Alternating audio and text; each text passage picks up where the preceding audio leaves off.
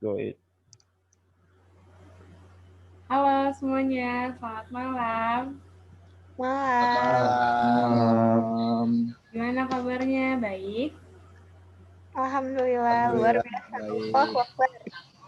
Alhamdulillah baik. Untuk Mbak Ara gimana kabarnya? Baik.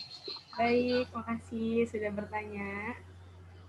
Jadi malam ini podcast perdana saya untuk tugas akhir dari mata kuliah Etika dan Profesi. Kalian di sini menjadi narasumber saya untuk saya tanya-tanya tentang guru masa depan berdasarkan perspektif kalian masing-masing. Nanti kita podcastnya lebih santai aja ya, tapi tetap sopan. Baik. Oke. Dan di sini saya juga mau jelasin sekalian kenapa kita lewat Zoom meeting, karena masih pandemi dan kota tempat kita tinggal kan masih red zone ya, masih zona merah yang tidak memungkinkan kita untuk bertemu. Jadi podcast harus diselenggarakan lewat Zoom meeting. Nggak keberatan kan ya kalian? Nggak apa-apa ya? Ya, nggak apa-apa, Mbak Ara. Terima kasih. Oke, kita langsung masuk. Kita masuk ke inti podcastnya. Pertama, di sini saya mau paparin dulu nih data tentang kualitas guru di Indonesia. Kalian simak ya, baik-baik ya. Yang pertama, ada data dari UNESCO dalam Global Education Monitoring GEM Report 2016. Pendidikan di Indonesia menempati peringkat ke-10 dari 14 negara berkembang di dunia. Dan kualitas guru menempati peringkat ke-14 dari 14 negara berkembang. Yang mana berarti itu peringkat terakhir ya. Too bad. Nah, ini ada data kedua. Jumlah guru mengalami peningkatan sebanyak 382% dari tahun 1999 menjadi 3 juta orang lebih. Sedangkan peningkatan jumlah peserta didik hanya 17%. Sayangnya, jumlah guru yang banyak tidak serta-merta menghasilkan kegiatan belajar yang optimal. Udah gitu, outputnya juga masih belum bisa dibilang baik ya. Makin tahun output dari sekolah-sekolah malah makin buruk. Data ketiga, ada dari 3,9 juta guru yang ada, masih terdapat 25% guru yang belum memenuhi syarat kualifikasi akademik dan 52% diantaranya belum memiliki sertifikat profesi. Di sini saya jelasin ya. Syarat kualifikasi akademik ini biasanya guru-guru ini tidak berasal dari jurusan pendidikan. Dan untuk sertifikat profesi ini biasanya sarjana pendidikan yang tidak menempuh pedagogik, karena kuliah dengan gelar sarjana pendidikan saja itu tidak cukup untuk menjadi bekal seorang guru gitu. Guru bisa dikatakan sempurna untuk persiapannya ketika dia sudah melewati masa pendidikan pedagogik. Dan sampai saat ini, belum semua guru di sekolah mengajar mata pelajaran yang sesuai dengan jurusannya waktu kuliah dulu dan kompetensinya masing-masing. Dulu waktu saya SD, itu satu guru bisa mengajar 2-3 mata pelajaran. Kalau waktu kalian SD sama nggak? Kayak gitu juga nggak? Sama. Bahkan Sama tuh kalau di ada yang ngajar semua mata pelajaran kecuali olahraga. Nah, sempat merasakan hal kayak gitu juga sih. Wow, it sounds interesting sih. Terus gimana tuh kalian? Bisa masuk nggak tuh ke otak kalian materinya? Ya mungkin karena gurunya juga ngajarin pelan-pelan, terus gurunya juga berusaha untuk ngajarinnya dengan baik, sesuai dengan apa yang dibutuhkan anak-anaknya, jadi ya masuk-masuk aja pada saat itu. Robi gimana? Yang saya rasa sih selama itu mata pelajaran SD ya, dan masih bisa dibilang mata pelajaran yang umum, jadi kayaknya hampir semua guru juga masih bisa untuk mengajar mata pelajaran tersebut sih. Yang penting lebih ke cara gurunya tersebut buat nyampein ke murid-muridnya. Kalau yang saya tangkap sih gitu. Kalau Dan nggak Mungkin ada saya masalah juga sih yang sedikit sampai sekarang.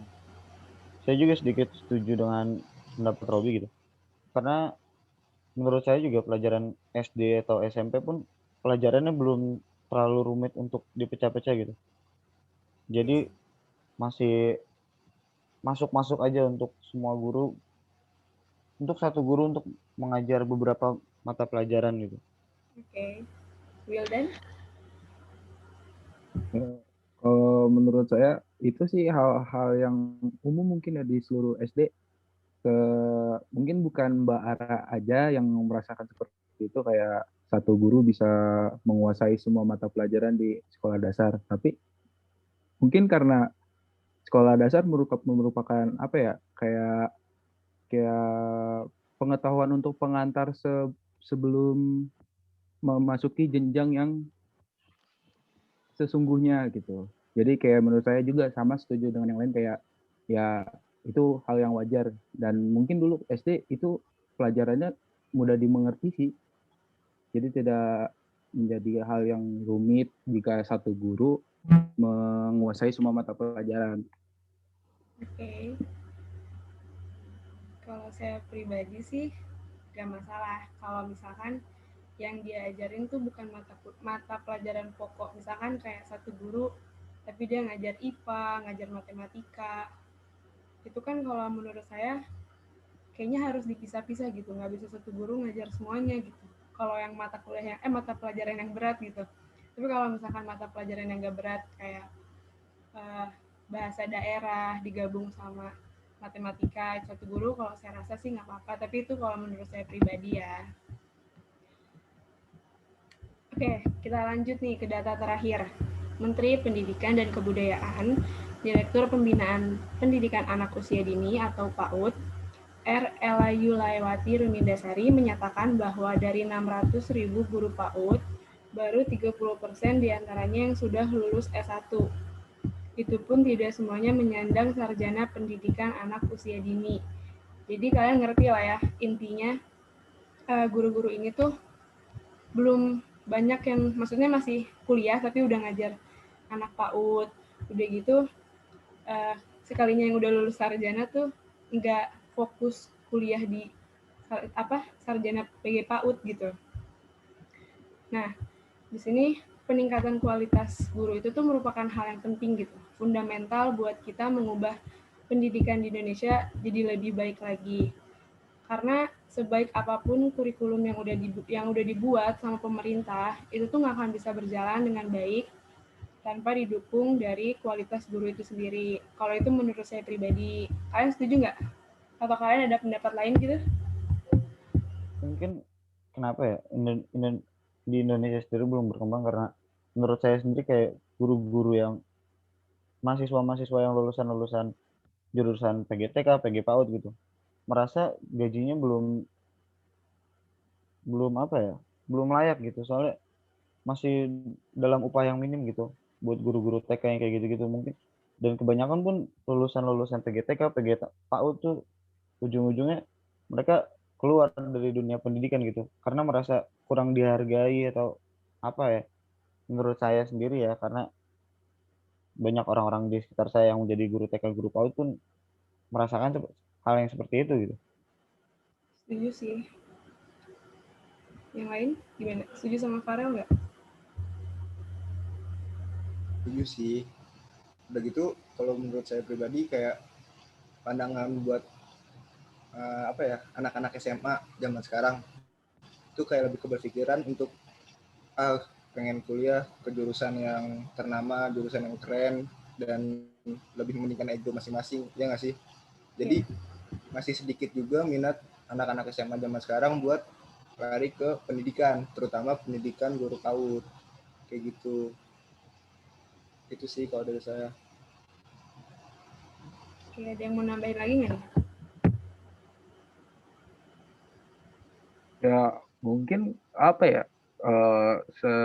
mendengar tadi informasi yang diberikan oleh Farel, yang dimana kalau guru-guru itu masih kayak kurang dihargai di Indonesia, ya mungkin itu salah satu penyebab utamanya sih menurut saya pribadi. Dan ya ibaratnya seperti ini deh, kalau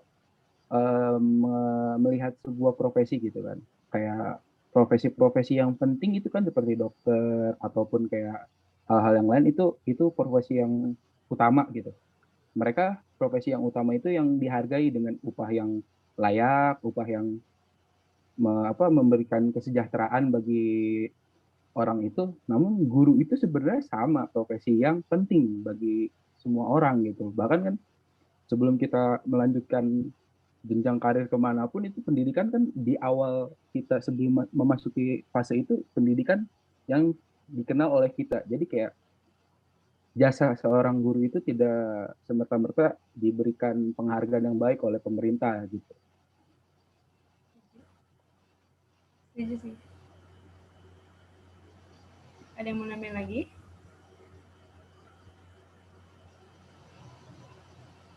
Cukup ya? Itu lagi sih.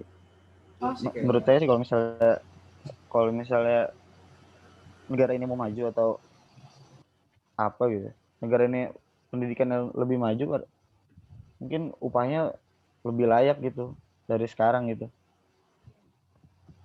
betul. Udah gitu, saya mau nambahin juga ya. Udah gitu banyak juga anak SMA yang ngerasa jadi guru tuh ngapain sih gitu. Banyak yang masih gengsi buat jadi guru. Mungkin karena lingkungannya juga yang kayak memojokkan, kayak ngapain jadi guru gitu. Duitnya nggak ada, ininya nggak ada, pokoknya dijelek-jelekin, yang akhirnya ya dikit juga kan yang pada akhirnya mau jadi guru gitu. Oke, kita lanjut ya ke question and answer. Ini ada 2 pertanyaan nih. Pertanyaan yang pertama, misalkan di masa depan, ya hitunglah tahun 2030, 2035 gitu, masih ada sisa-sisa guru kuno nih di masa itu.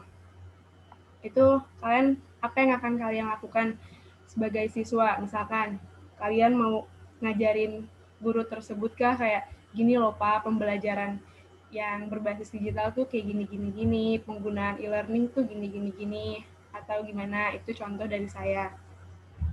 Nah, oh ya, sebelum kalian jawab, ini menurut saya pribadi ya, kalau guru kuno itu guru yang belum bisa beradaptasi sama transformasi digital. Karena kan transformasi digital ini kan perubahannya cepet banget ya, dan orang-orang dulu ini nggak bisa semuanya ngikut gitu, nggak bisa semuanya ikut ke transformasi digital. Jadi kalau di pembelajaran daring sekarang ini tuh masih ada guru yang ngasih tugas, tapi tugasnya masih harus ditulis di kertas, kita masih pakai kertas gitu loh. Tapi nanti pengumpulannya ya online lewat PDF, nanti PDF dikirim ke e-learning atau gimana-gimananya, tapi mereka tuh kurang maksimal gitu dalam menggunakan Microsoft Office dan perangkat-perangkat lain yang mendukung pembelajaran daring dengan teknologi yang mendukung gitu maksud saya. Kalau misalkan menurut kalian nih, sebelum dijawab problem solvingnya, di mata kalian tuh guru kuno gimana? Siapa nih yang mau jawab duluan? Bebas. Kalau menurut saya sih ya, kenapa di zaman sekarang masih banyak guru kuno gitu ya? Mungkin gara-gara Saudara, sektor terlalu digital semakin booming karena pandemi. Namun, Oke, Oke, boleh mungkin dilanjut. terlalu mendadak dan terlalu kesannya terburu-buru gitu untuk melakukan proses yang lebih berkembang gitu. Soalnya banyak guru-guru atau dosen yang sekarang pun masih belum ngerti kayak menggunakan e-learning segala macam kayak gitu. Mungkin karena menurut saya kurangnya ada pelatihannya kayak gitu-gitu. Jadi guru tuh terlalu kaget untuk nyoba masuk ke dunia digital gitu. Dan menurut saya juga kalau misalnya buat tulis tangan atau yang menurut Ayu tadi kurang berkembang, menurut saya sih itu bagus sih, karena tulis tangan tuh jangan sampai dilupain gitu. Tulis tangan tuh penting itu. Suatu saat kita siapa tahu nggak ada teknologi atau apa, mungkin untuk pembelajaran biar masih bisa nulis gitu, masih penting untuk tulis tangan sih menurut saya. Oke, yang lain?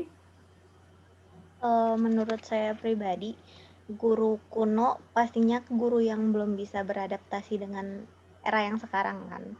Tapi kayaknya kalau misalnya untuk 2030 atau 2035 mungkin masih ada, tapi ya paling 0,5% kali ya. Karena di era pandemi yang sekarang itu rata-rata guru udah dipaksa mau nggak mau itu harus menggunakan digital, walaupun dia masih yang nyuruh tulis atau belum menggunakan alat bantu dengan maksimal gitu. Tapi dia udah mencoba untuk masuk ke dunia digital. Jadi semoga nanti di 2030 atau 2035 yang guru-guru kuno itu bisa terbawa pengaruh dari mulai dari sekarang gitu. Jadinya dia nanti ke depannya bisa beradaptasi dengan baik. Kayak gitu sih kalau menurut saya. Setuju sih, soalnya sekarang juga pembelajaran mau gak mau daring itu kan juga terpaksa karena pandemi ya. Kalau misalkan nggak ada pandemi, saya juga nggak tahu deh Indonesia bisa kapan beradaptasi dengan digital gitu.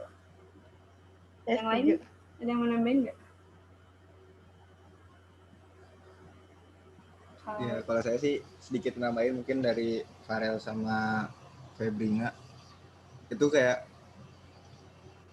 buat nanti tahun 2035 atau 2040 ya yang pasti menurut saya masih tetap ada kombinasi lah antara guru-guru yang mengikuti dengan perkembangan zamannya, ada juga yang masih menggunakan kata-kata kuno itu seperti kayak apa ya?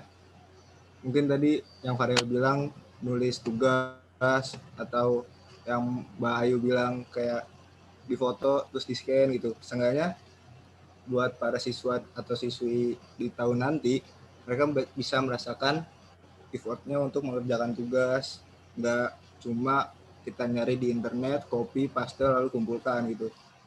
Jadi lebih ke pembelajaran mereka dan antusias mereka untuk mencari lebih. Kayak gitu sih kalau menurut saya. Iya sih, setuju sih. Jadi terus dengan ya, gimana?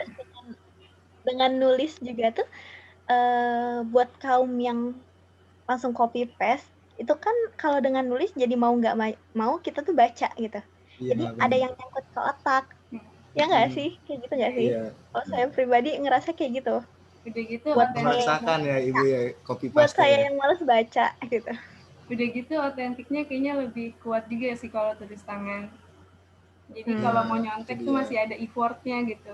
Gak cuma tinggal ganti file namanya aja gitu. Jadi ya bisa dibilang ada plus minusnya lah buat perkembangan zaman ini buat bagi siswa-siswi ya. Setuju. Ada lagi yang mau nambahin? Paling gini ya, kalau maksudnya anggapan dari saya, kayak guru kuno itu apa sih maksudnya? Kayak kalau misal dari tadi kan Mbak Ara bilang guru yang kuno. Saya kayak mikirnya guru kuno, kayak guru yang bersifat kayak masih melakukan segala sesuatu dengan tradisional gitu kan. Ya kenapa mereka bisa sampai mungkin nanti 2030, 2040, 2000 berapapun itu, kenapa mereka masih kayak merasa kayak apa?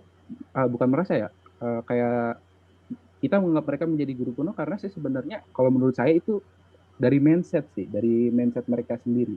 Contohnya misalkan kayak jangankan guru, mungkin para orang tua gitu. Kebanyakan juga kalau misalnya ketika kita pemberian kayak apa, memberikan suatu penggambaran misalnya kayak ngelatihin misalnya gini ya, bahasa santai saya misalnya gini. Kebanyakan guru kayak udah dikasih tahu nih kayak nih kalau misalnya sekarang nih ngegunainnya begini. Mindset mereka tuh kayak ya saya mah udah tua nggak ngerti yang begitu-begituan gitu loh. Jadi kayak mereka kayak menganggap dirinya memvalidasi ya buat apa juga sih saya belajar begitu, kalian toh yang muda kayak buat kayak sok lanjutin lah gitu kan. Nah berhubungan dengan statement yang Farel berikan kayak sebenarnya bukan permasalahan ya. Hal tersebut itu bisa dilakukan, diatasi ya. Maksudnya bisa diatasi dengan cara pemerataan semua guru. Kayak, ayo loh, guru bisa loh seperti ini. Ayolah, guru bisa loh seperti itu. Kayak bisa melek teknologi, bisa tidak gagap teknologi gitu. Dengan cara ya pemerataan secara universal gitu. Contoh seperti gini lah. Dulu mungkin kalau kita SD mau pindah ke SMP gitu kan ada yang namanya PPDB kan, kayak gitu dari abis UN gitu kan. Dulu mungkin kita masih sering datang ke sekolahannya untuk mengambil formulir kah, sering datang gitu. Tapi dengan adanya pemerataan bahwa udah kita PPDB online, ya guru juga bisa beradaptasi dengan keadaan itu. Walaupun transisinya ya susah, ada masih banyak beberapa guru, beberapa sekolah yang kayak wah nggak ngerti PPDB online itu ribet gitu, harus ke internet lah, harus ke warnet lah, harus buka komputer lah, harus buka ini segala macam gitu. Jadi intinya ya sebenarnya mindset mereka yang harus diubah gitu dengan cara pemberian informasi yang lebih lanjut, pemberian literasi digital mungkin yang harus ditinggikan lagi kepada mereka-mereka. Jadi menyangkut untuk kelanjutan sebagai seorang guru gitu. Tapi kalau semisalnya kayak Mbak Ara contohkan kayak tadi tulis menulis gitu kan masih bisa nanti mungkin 2030 2040 gitu kita udah bisa ngetik dengan layar apa kayak hologram gitu kan, nggak ada yang tahu kan ya, nggak ada yang tahu gitu. Jadi menurut saya ya hal-hal tradisional yang sudah diajarkan dari kecil itu bukan hal yang kuno sebenarnya itu bukan hal yang kuno. Jadi sesuatu hal yang kuno itu tidak boleh ditinggalkan juga sih gitu loh. Kita boleh mengikuti perkembangan zaman, tapi ya nggak usah ngelupain sesuatu hal yang itu. Jadi tidak apa ya? Ini sekarang kita udah Tidak bisa meninggalkan ngetik. gitu. Iya, sekarang kita udah lebih bisa ngetik. di-combine ya. Iya, kita bisa ngetik nih. Tapi udah sering ngetik, tiba-tiba dikasih nulis gitu. Ya kita sebenarnya nggak boleh kayak meluju, aduh ngapain sih nulis juga? Ya itu hal yang wajar buat saya. Ketika kita udah bisa ngetik, ya nulis kan dari dulu kita udah bisa nulis gitu. Ya, contoh lagi misalnya kayak mungkin kan kayak daring pengumpulan tugas gitu ya. Kayak ada beberapa guru yang ingin tugasnya dikumpulkan dengan secara fisik, dikumpulkan dengan kolektif walaupun masa pandemi ini gitu kan, dikirim lewat paket kah atau apakah gitu kan. Ya menurut saya oke, itu bisa dianggap kuno gitu.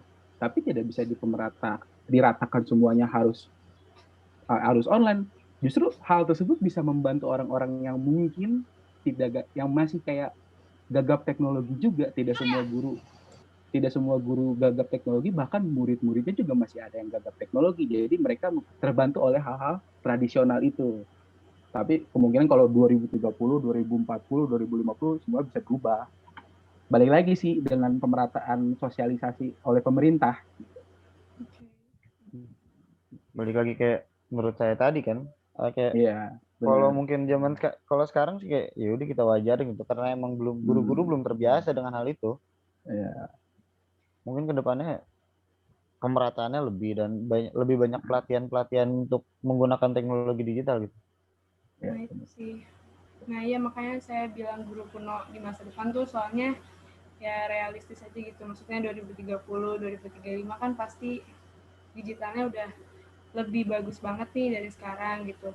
Kenapa bisa dibilang kuno? Karena mungkin anak-anak di tahun 2000 sekian itu kalau nggak diajarin sama kita orang tuanya, mungkin mereka nggak akan ngerti gitu masa-masa sekarang. Jadi pasti bakal ada aja gitu anak-anak yang ketemu guru yang masa sekarang tuh mereka bakal bilang kuno gitu. Makanya kenapa di sini saya tekankan kuno ya karena saya juga ngeliat perspektif lain dari anak-anak atau siswa-siswa di masa yang akan datang gitu, bukan dari saya pribadi sebagai yang udah pernah ngerasain zaman dulu tuh gimana sih sekolah gitu, sama zaman sekarang tuh transformasinya gimana gitu.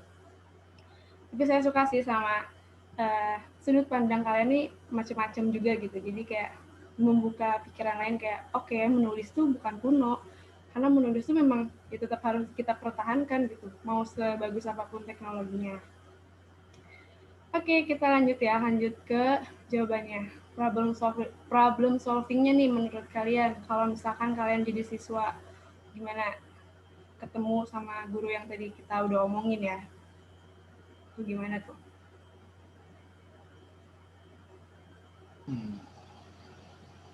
Mungkin kalau tadi dari Mbak Ara bilang, kita bisa menyampaikan ke gurunya atau ke dosennya bahwa Bu, ini udah ada teknologi yang kayak gini, mungkin Ibu bisa ngikutin teknologi yang ada atau gimana.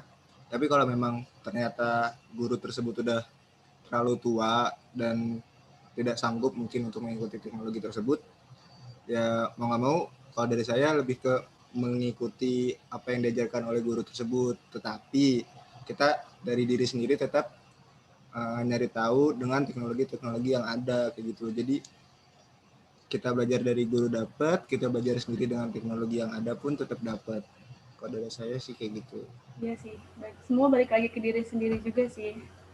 Iya, benar. Oh ya, ini maaf saya potong ya. Jadi cuma satu yang jawab karena waktunya bentar lagi selesai. Kita lanjut ke pertanyaan terakhir. Menurut kalian, idealnya guru di masa depan itu seperti apa? Karena kan gini, saya jelasin dulu sedikit ya.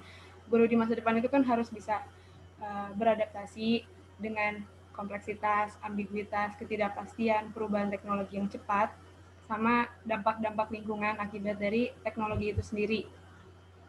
Misalkan kayak yang tadi saya udah jelasin, yang saya udah jelasin di briefing, kalau misalkan teknologi yang kurang ramah lingkungan itu kan akan berpengaruh ke alam, misalkan jadi bencana alam yang akan mengganggu kegiatan belajar mengajar di sekolah ataupun secara daring, internet putus dan sebagainya. Itu tuh menurut kalian idealnya guru tuh harus gimana nih di masa depan yang bisa menghadapi itu semua? Secara singkat dan padat aja nggak apa-apa kok. Menurut saya sih bukan guru doang ya, kayaknya semua harus belajar untuk siap menghadapi semuanya gitu. Udah sih itu aja. Intinya jangan sampai berhenti belajar gitu. Oke, yang lain ada yang mau nambahin? Iya, lebih ke ya mungkin Wildan duluan. Ayo Kak Robi dulu boleh. Oh ya udah kalau gitu. Kalau menurut saya sih lebih ke fleksibilitas guru ataupun siswanya juga sih. Soalnya mau nggak mau kan kita harus ngikutin apa yang ada saat itu kan. Jadi kita harus bisa fleksibel ke kanan ke kiri untuk ngikutin teknologi atau ngikutin cara kuno dan segala macam. Balik lagi lebih ke individunya sih, benar kata Farel tadi. Setuju.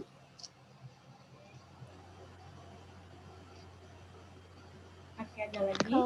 Kalau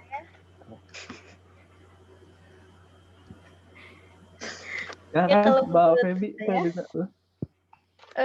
harus punya plan A, plan B.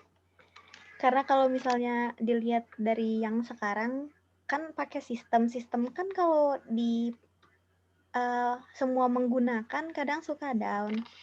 Jadi baik guru atau muridnya mungkin ada yang berusaha entah itu mengumpulkan tugas lewat WhatsApp atau lewat email. Jadi kayak harus punya plan A, plan B-nya sih. Silakan Kak Wildan, maaf diganggu. Ya kalau menurut saya sih guru ideal di masa depan itu ya balik lagi dengan statement yang saya tadi bilang, guru yang dapat merubah mindsetnya sih. Maksudnya yang tadi saya bilang kayak banyak guru yang belum mau, ya yang dikasih teknologi kayak ya saya udah tua ngapain juga sih. Ya mindset seperti itu yang harus dirubah oleh mereka gitu. Dengan cara kayak ini tuh bukan masalah tua muda ataupun apapun itulah. Maksudnya kita tuh di zaman sekarang bukan kayak di zaman dulu lagi gitu loh. Secara tidak langsung ya hal-hal yang masuk ya kita harus bisa juga gitu. Jangan sampai teknologi yang menggerus diri kita gitu. Maksudnya kan teknologi akan bakal berkembang. Jangan sampai teknologi yang menggerus kehidupan manusia tersebut gitu. Jadi kayak sebelum menjadi, mungkin konteksnya nggak semua, bukan guru saja ya, benar kata Farel, ya semua orang harus bisa gitu mengenal teknologi lebih lanjut gitu. Ya paling segitu aja. Oke, gitu applause dong. Gila, kalian keren-keren banget sih problem solvingnya dari 2 soal yang saya kasih. Oke, jadi kesimpulannya gak harus guru yang beradaptasi dengan digital, dengan masa depan, tapi semua orang harus beradaptasi. Dan ya udah, kesimpulannya saya suka sama problem solving kalian semua. Makasih ya semuanya udah mau berpartisipasi di podcast perdana saya untuk menyempurnakan tugas akhir saya dengan segala kekurangan yang sudah saya lakukan dari awal sampai akhir acara. Saya mohon maaf sebesar-besarnya. Dan terima kasih atas waktu yang sudah kalian luangkan. Pokoknya makasih banyak semuanya. Podcast ini saya tutup. Sampai ketemu di podcast selanjutnya. Adios. Dadah. Dadah. Dadah.